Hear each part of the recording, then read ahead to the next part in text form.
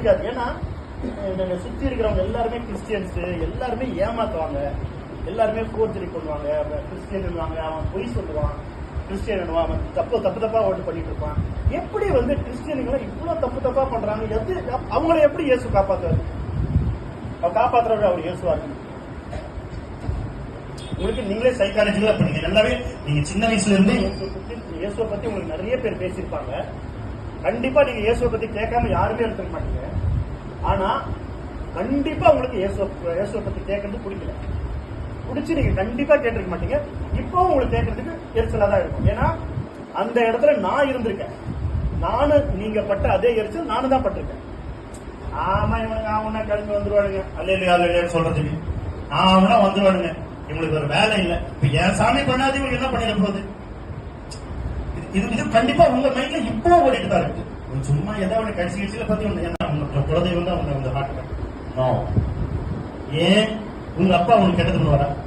உங்க அம்மா அவனுக்கு கெட்டது பண்ணுவாரா? இல்ல நீங்க உங்க பிள்ளைங்களுக்கு கெட்டது பண்ணுவோமா? நம்ம கடவுள் அப்பான்னு சொல்லி யாரை நம்பிட்டு இருக்கோம்? நம்ம வேற சாமியை தான் நம்பிட்டு இருக்கோம். ஏன்னா நம்ம அப்பாவில சாமி மாதிரி ஒர்க் பண்ண முடியாது.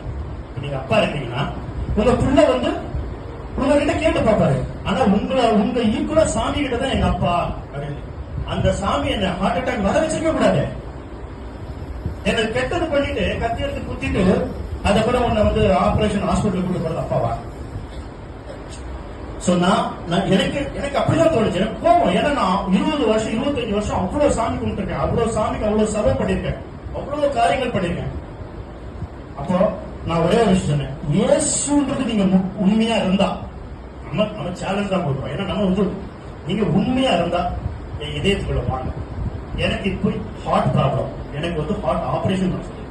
நண்பன் இயேசு, என் நண்பன் இயேசுவே, என் இதயத்துல வாங்க. இயேசுவே, என் இதயத்துல வாங்க. இயேசுவே, என் இதயத்துல வாங்க. ஏசப்பா, இனி இந்த இதயத்தை விட்டு வெளியில போக உங்களை விட மாட்டேன். நீங்க தான் எனக்கு தெய்வம்.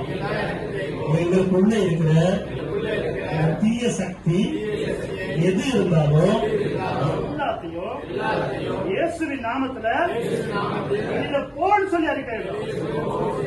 இயேசுவின் நாமத்துல எனக்குள்ள இருக்கிற தீய சக்தி எது இருந்தாலும் வெளியில போன்னு சொல்லி கட்டளையிடும். இயேசுவின் நாமத்துல எனக்குள்ள இருக்கிற தீய ஆவிய வெளியில போன்னு சொல்லி கட்டளையிடும்.